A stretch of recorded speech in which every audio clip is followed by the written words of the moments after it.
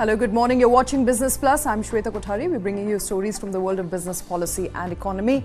Let's take a look at headlines first. Technology firm Ebix Inc. files for bankruptcy in the US. Fate of India's subsidiary Ebix Cash, a financial transactions and remittance company, remains unclear. And Zee-Sony merger hits a roadblock. Sony India issues statement says it has not yet agreed on the extension of the deadline for merger sought by Zee Entertainment. And about 20% of the total Dhan Yojana accounts in the country are inoperative. The government said on Tuesday a total of 10 crore inoperative accounts as of 6th of December. Unclaimed deposits with the bank rise 28% in financial year 23, with 42,270 crores lying unclaimed with banks as of March of 2023. In FY 2022, 32,934 crores were unclaimed deposits with the banks. And Google Maps launches streetwise walking navigation in India. Now explore 3,000 cities using the Google Street View. All those stories right here on Newsline. With me is Karthik Malhotra. Karthik, good morning. Good morning. A very happy birthday Thank you, to Shweta. you. Good morning to you. Thank you very much. Let's begin with the top story that we are tracking, and that is by the way of Ebix Cash.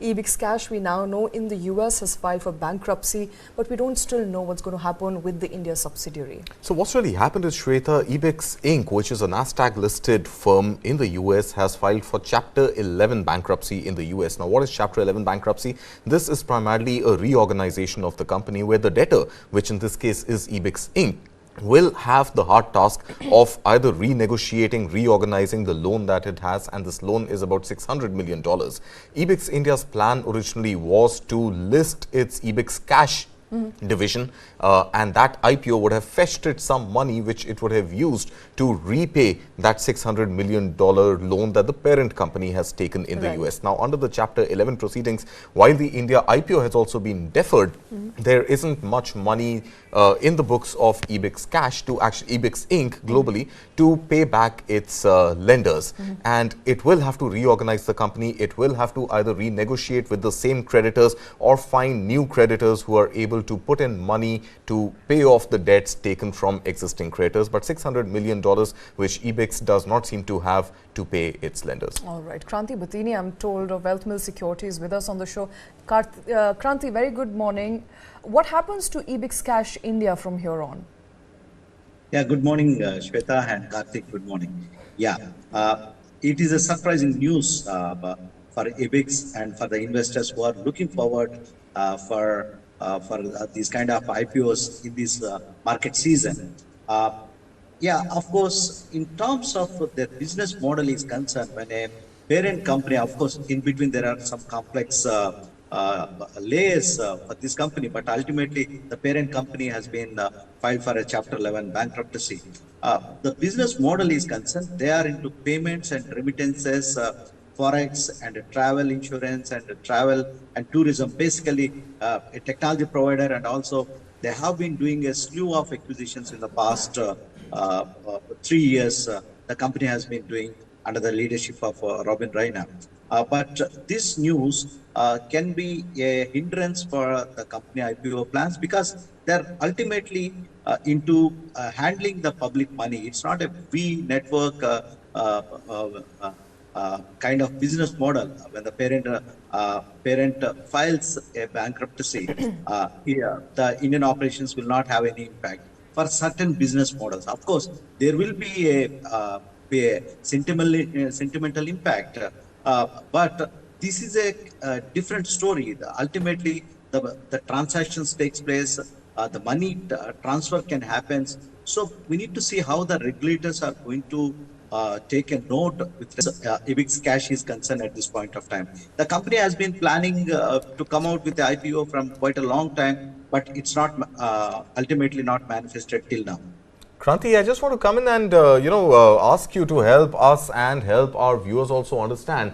Do Indian investors really understand the Ebix India model? Is it too diverse and too niche a company? What is the view of analysts and what is the street view? I know the IPO plans may now get deferred, but is Ebix India a well understood business? As for the investor understanding, is they have business model that is completely into the forex and also into the travel related activities are concerned. And on the media, Robin Raina was there explaining the business model and their margins with respect to the company prospects are concerned and how the growth of this company is going to pan out in the next couple of years. So that's where the street was excited, the investors were excited initially. But the queries raised by SEBI in terms of their adhering prospects and all, it's kept the IPO on sideways, and we have not, since it's not a listed company, we can't comment much at this point of time right now. If at all, it would have been already listed company, the information can be much more flowing through the exchanges to the public domain. At this point of time, they just filed adhering prospects with SEBI, and and they had to come out with a plan of IPO. So right now, since it's not a listed company on the stock exchanges, the flow of information is limited at this point of time. All right, so we know what we know, and that is, looks like the IPO plans could hit a roadblock. Another entity that could hit a roadblock is perhaps the merger of Zee and Sony. We now know that Sony India is saying we are not agreeing to an extension, by the way, which Zee has sought as of 17th of December. Tomorrow is the last day for that mega billion-dollar merger. Will the merger go through? Won't it go through? I think that remains in realm of speculation at this point in time. There is no update since the story was last reported yesterday. After Zee sought an extension, Sony is not agreeing to an extension, wants to know what the proposal is, and we don't know what the proposal is as far as Zee is concerned. Absolutely. What we know for sure is that the original deadline stands as of tomorrow, which is 21st of December, and beyond which I think both parties, Zee and Sony, will have to agree on an extended deadline. What analysts also believe is that perhaps if the deadline were to get extended right now, and this is a big $10 billion deal that we're talking about, it's going to make the Zee-Sony combined might among the largest media platforms in the country, with 70 channels, broadcast channels, and 2 large OTT platforms, which is Sony Live and Zee5. Now, there have been enough twists and turns in this whole saga for the last 2 years. It was December 2021 when the plan was actually made for the merger of Zee Entertainment and Sony, and we haven't really, we've seen far too many twists and turns, ups and downs, regulatory challenges, NCLT, NCLAT, SEBI coming into the loop, not letting Puneet Goenka take management position, SAT, the SEBI, the Securities Appellate Tribunal, actually quashing the SEBI order and allowing Puneet Goenka to take a leadership position, and Sony saying that it should be NP Singh and not Puneet Goenka. And in the middle of all this, the deadline has pretty much reached its expiry. I think 2 years of investment done already by both parties. Another few months should not make a difference. Sony should be a little more relenting, forthcoming, and should go ahead and extend the deadline if it is not really an indefinite deadline, and it is a time-bound deadline. Absolutely, but the clock is ticking there. Just about 24 hours from now, the deadline for the merger will expire. Kranti continues to be with us. Kranti, what happens? Do you think Sony is going to relent? Perhaps it's going to be a last-minute yes from Sony, because all this effort, all this work of clearing the regulatory hurdles will all be futile if they don't agree on a few months extension. Yeah, Karthik mentioned the entire event is going through a twist and turns. So that's what's happening. It's becoming more speculative every day how it's going to be. So I don't want to speculate at this point of time, Shweta. Let the things to emerge in a clear matter. Otherwise, every time the deal is done, and some kind of roadblock it's hitting. So at this point of time, I just want to wait and watch mode right now. Let's come out with a clear plan rather than speculating every time what's going to happen in the boardrooms. Absolutely. Wait and watch. I think that is all what all of us are doing at the moment, from analysts to experts. Perhaps even Zee is waiting with a bated breath on whether there's going to be a yes from Sony or not. But Zee-Sony merger just on the brink of collapse. About 24 hours from now, Sony will have to say affirmatively yes or a no, and we'll know for sure. But with that, it's time for a break. Thank you very much for watching.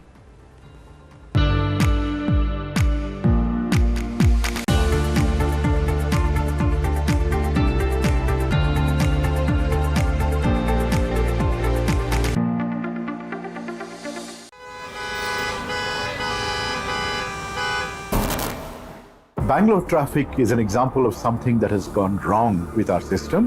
We have more than 50 flyovers in Bengaluru city. If flyover is a solution to traffic problem, Bengaluru should not have traffic problem. According to TomTom Traffic Index 2022, Bangalore is ranked as the second worst city in the world when it comes to traffic. The speed limit at the ORR is 80 kilometers per hour, but our vehicle has only moved 10 kilometers per hour. What Bangalore needs is a surgery, but what we have been offered repeatedly are band-aids.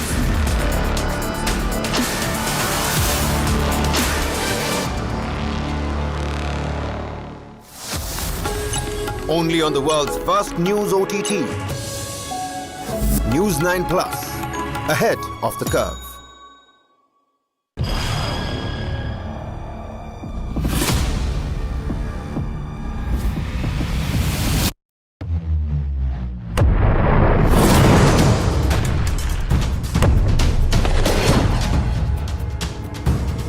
He thought he could outlast us. And 1 year later, the evidence is right here in this room. Who will blink first?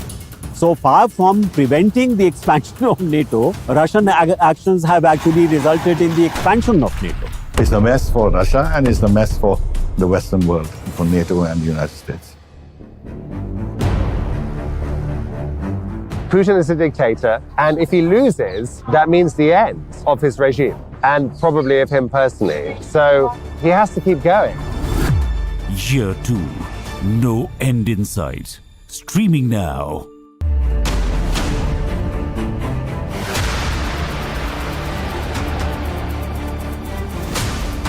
BrahMos. Stealthy, lethal, precise. It flies at 3 times the speed of sound and cuts through a warship like a hot knife through butter. China's navy has threatened its neighbors, and they are turning to the BrahMos for protection. The Warship Killer. This and more streaming on world's first news OTT, News 9 Plus. Download now.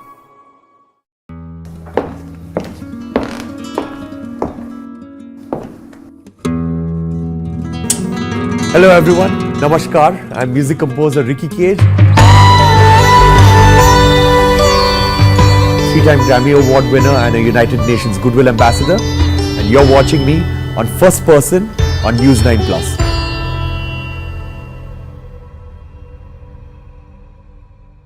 This and more streaming now on the world's first news OTT, News 9 Plus. Download now.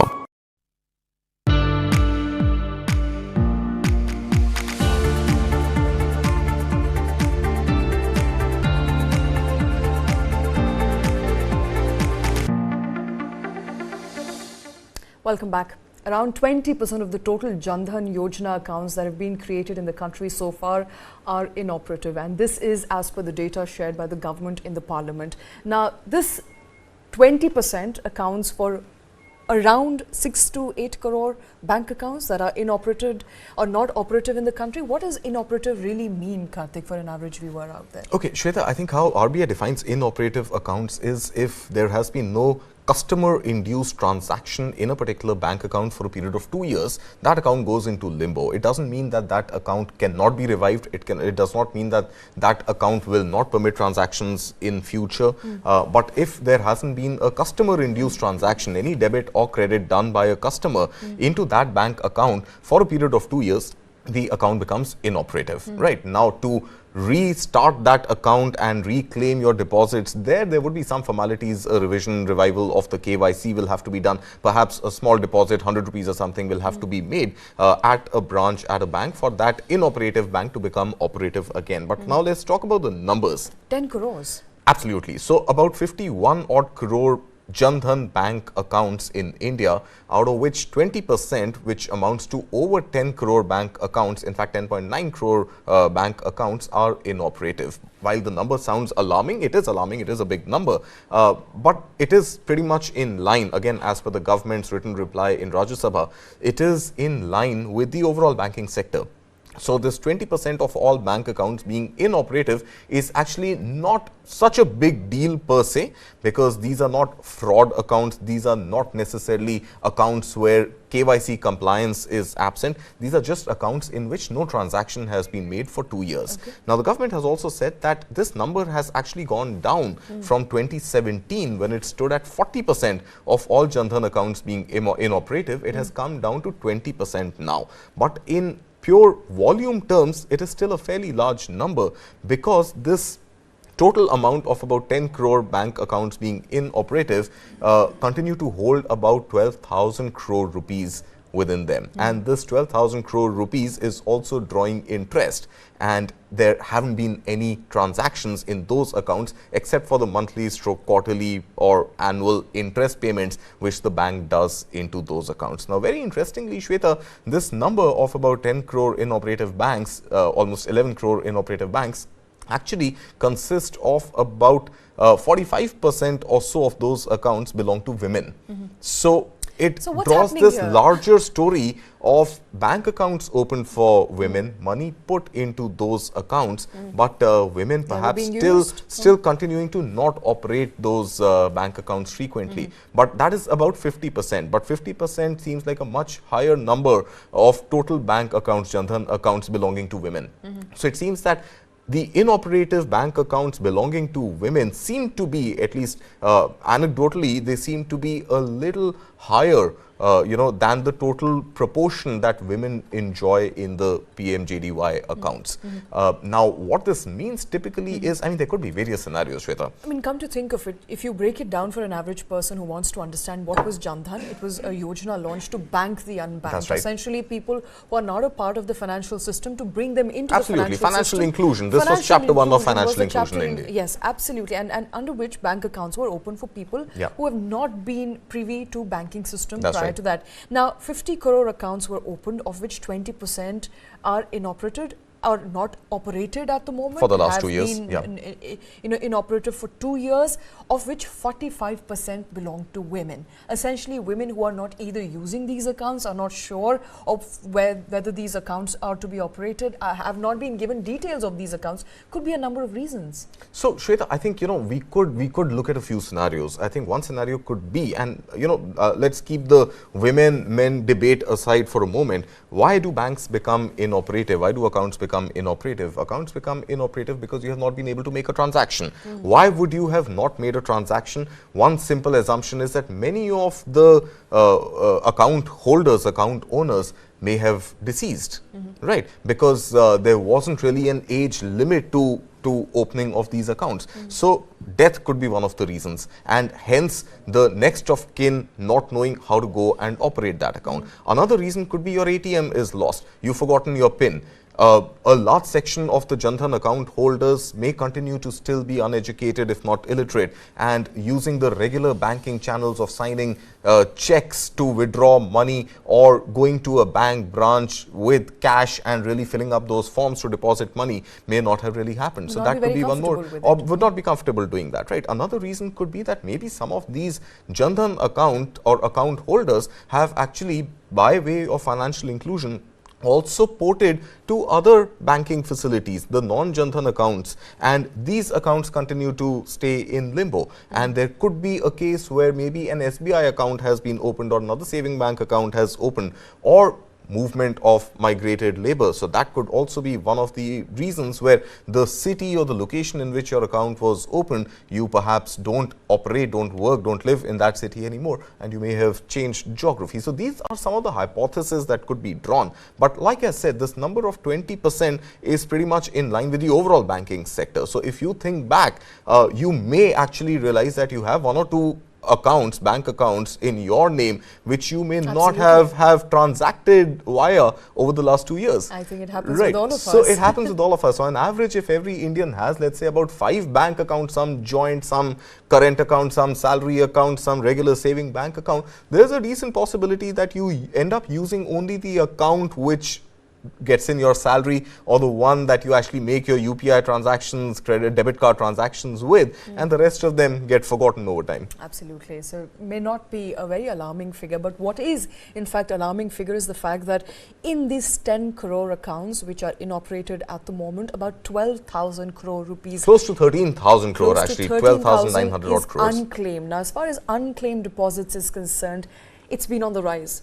28% rise from financial year 22 to financial year 23. As of March financial year 2023, or as of March of 2023, about 42,270 crore rupees were lying unclaimed with both the private sector bank as well as the public sector bank. Now, these accounts, this money also constitutes the money which is currently in Jan Dhan accounts over and above the rest of the money where banks or accounts have not been operated for over 10 years, because that is what the definition of unclaimed deposit is. If the account and the money lying in the account is untouched for about 10 years, an account is declared as unclaimed deposit. Yeah, so I think the inoperative accounts could in 8 years turn unclaimed deposits. As of now, I think the numbers need to be seen in isolation. So this 42,000 crore rupees of unclaimed deposits is a huge number, and like you mentioned, it's up almost 30% from the figure last year, and last year when the figure came in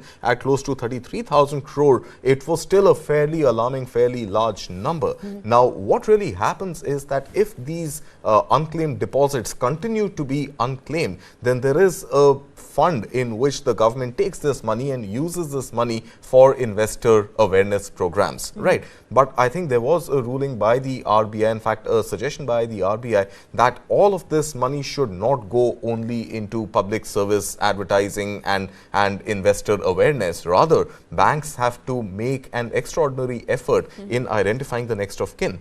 And why do you have processes like KYC and stringent KYCs for opening bank accounts? Why do you have that emphasis on a nominee being assigned to every deposit, every bank account or every locker? I think the idea is very simple, that in the case of you becoming inoperative account holders, or in the eventuality of death or demise of the bank holder, there should be somebody who should be able to operate that bank account and should be able to use the money there and transfer it to its rightful owner.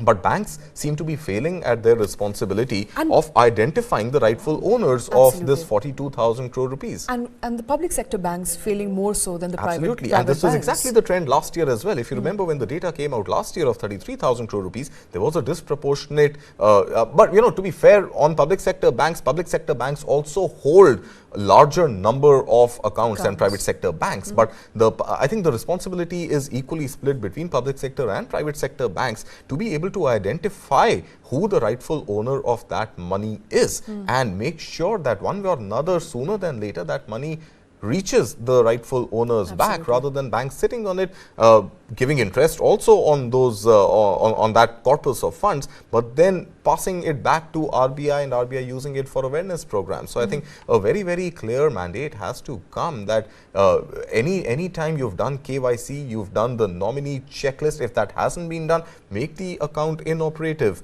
Hound the customers to ensure that the nominee process and the KYC update is complete.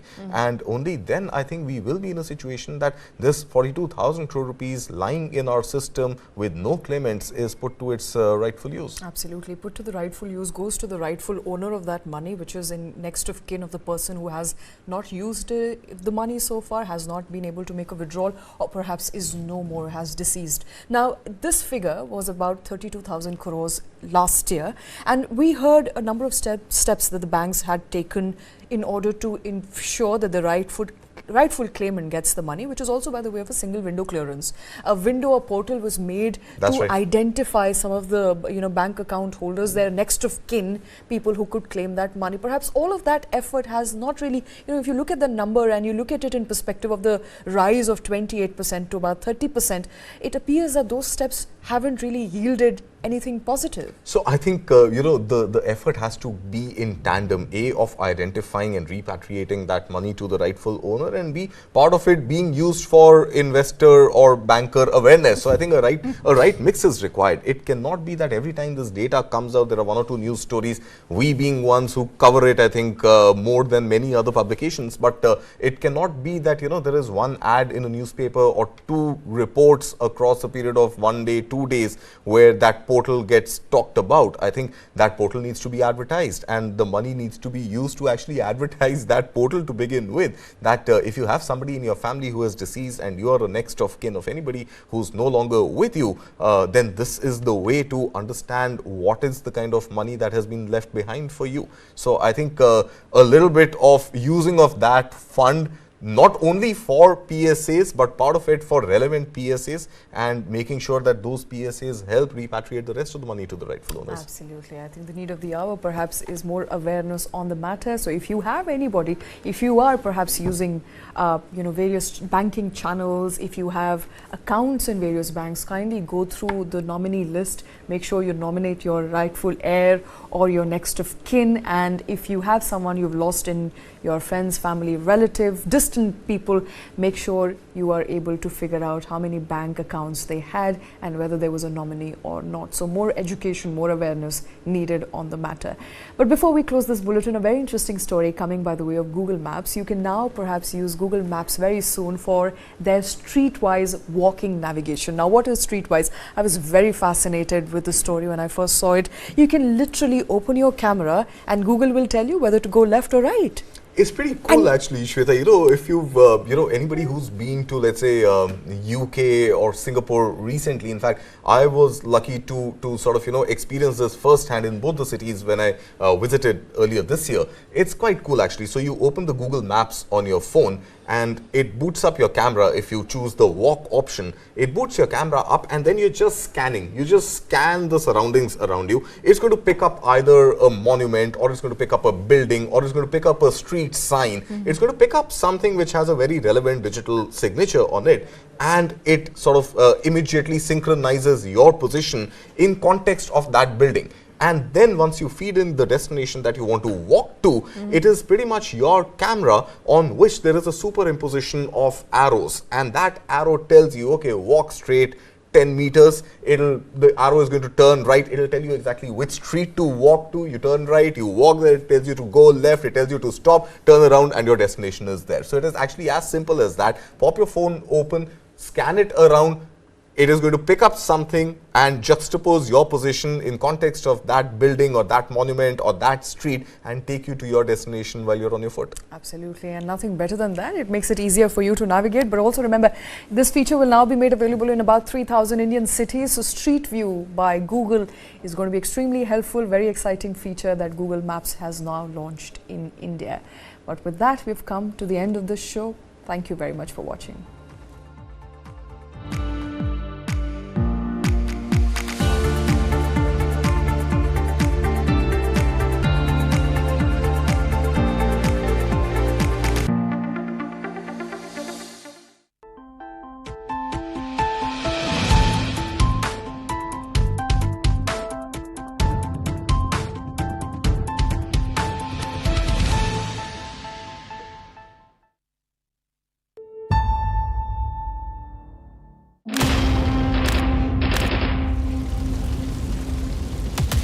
The scale of the attack was something that we were surprised at.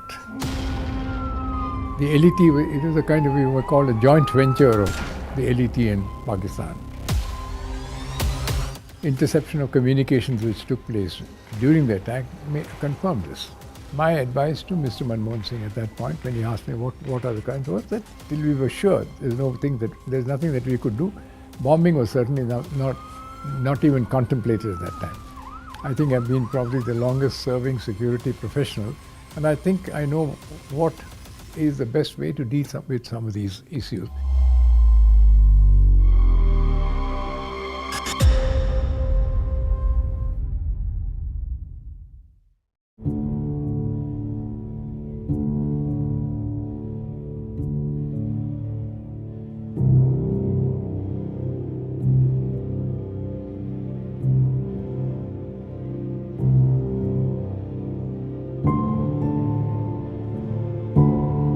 the period between, I would say, 2002 till about 2010, there were a whole lot of attacks.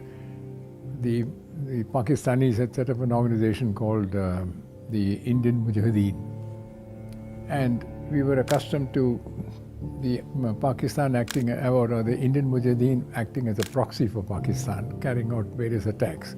There were attacks on the trains in Bombay and whatnot. There was some information that was shared by the Americans that there might be some kind of a problem. David Hadley was a double agent. The Americans did not want him to be fully exposed, so all that he probably shared with the Americans was not shared with us in terms of intelligence. If we had that, I'm sure that we would have been able to deal with the situation far better. So, yes, the scale of the attack surprised us. I would even say shocked us. The Hadley confession came much after the Americans had milked him of everything that he had to do. But that was only confirmation of what we had.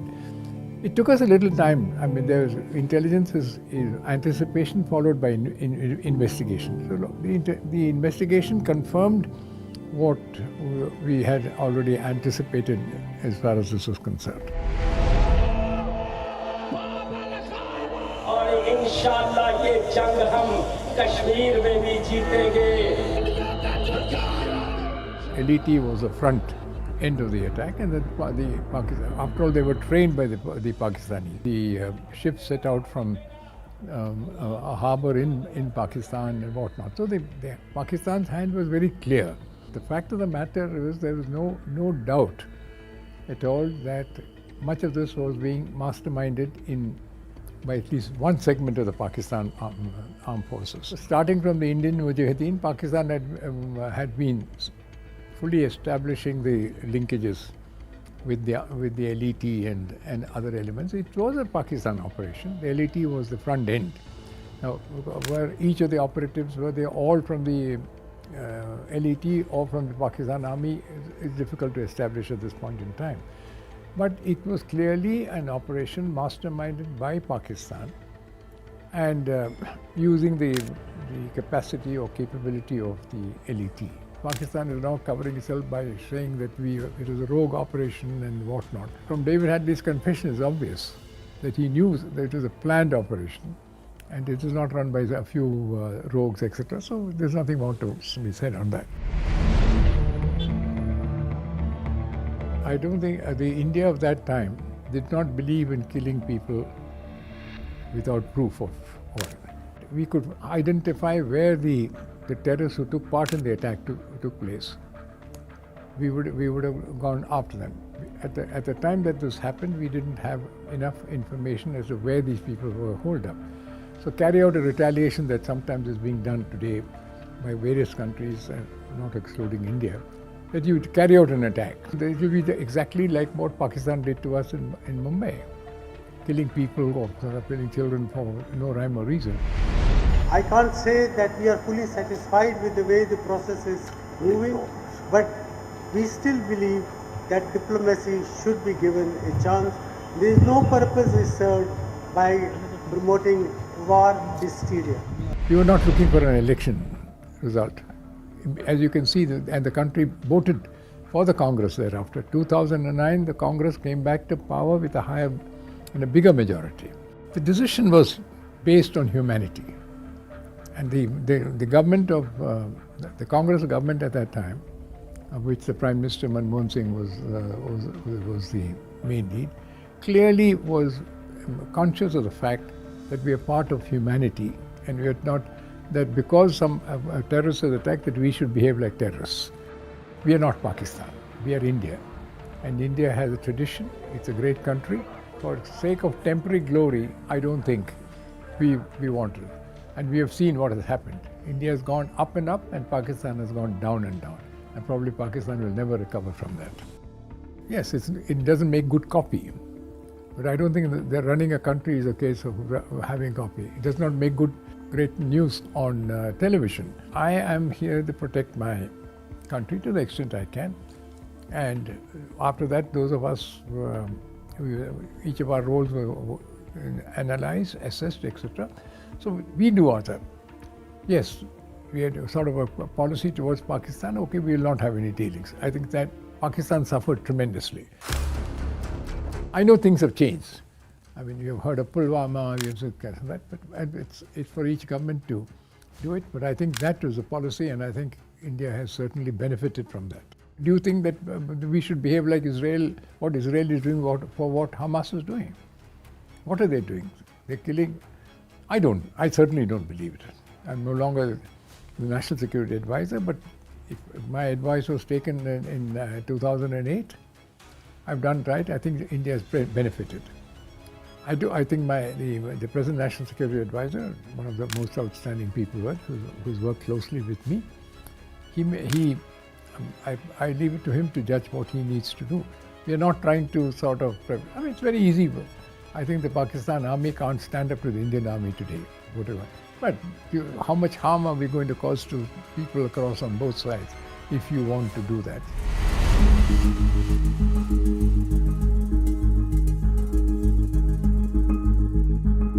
So I think there is a place for India. I think India stands. India today is probably the most respected nation in the world because we have not carried out unnecessary or uncalled for attacks. It stands for certain policies, it stands for certain situations, and I think we have achieved that. 26/11 was, I would say, a kind of a one in a decade or 1 in 15 years. You can never be sure whether another terror attack will take place. I do believe that we are much better placed today than we were in. I mean, one of the problems about 26/11 was getting the NSG from a base in outside Delhi to Bombay. We couldn't. They didn't have their own transport. We didn't have. So we've improved many of the systems that were in place over there. But there's never an answer saying we will never have a terror attack. Okay. I think we are better prepared to deal with a terror attack today than we were in 2008. And we are far better placed in 2008 than what we were in 1992 or 1994. So we are constantly evolving, constantly improving. But can we prevent the next attack? Hopefully, that's where good intelligence will play also a role. Good prevention will also play a role. So the only thing I want to say is the answer to that is if there's an attack that we will blindly attack the other side. I mean, you could have gone to war with them. There was a lot of demand at that time that we should go to war with Pakistan on this kind of stuff. So even after Kargil, we behaved with a great deal of restraint under Prime Minister Vajpayee. So there is a way nations deal with each other. There's a way that you deal with nationals of different countries. I think we have done a good job. If somebody is unhappy about it, we can't help it.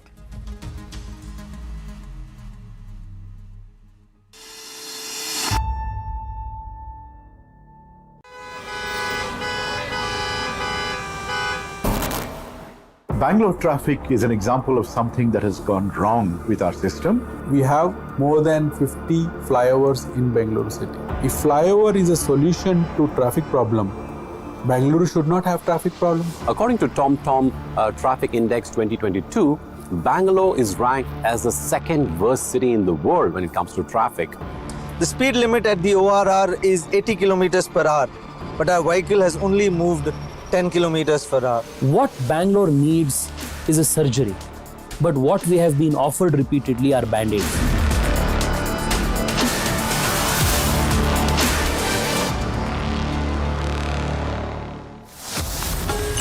Only on the world's first news OTT.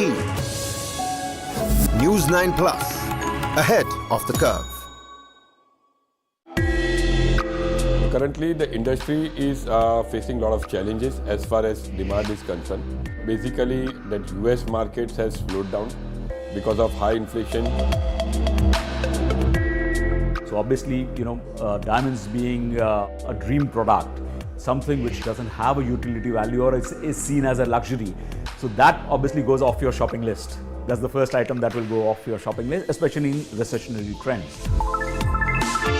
that lab-grown diamonds are not mined, and they do away with the entire mining. So they save up on all the environmental damage that is associated with mining, and of course, the mining cost, which is why they're even more affordable.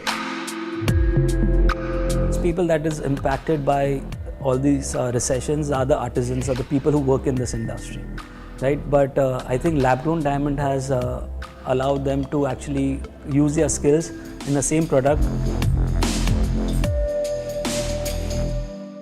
This and more streaming on world's first news OTT, News 9 Plus. Download now.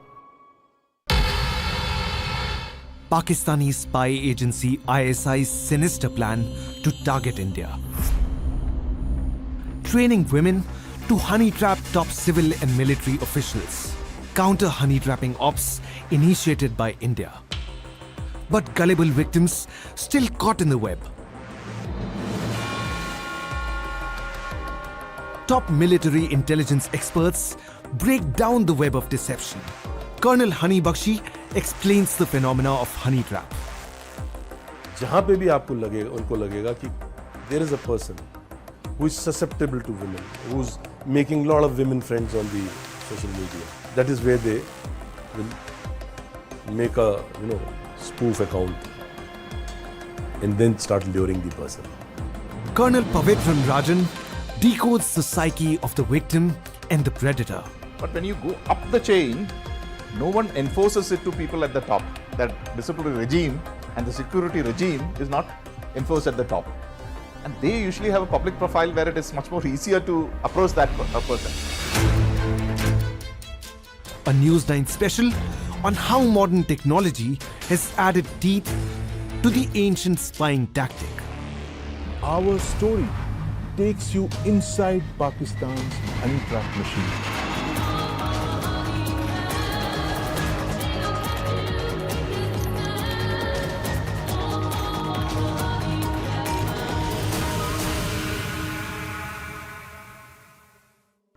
This and more streaming on world's first news OTT,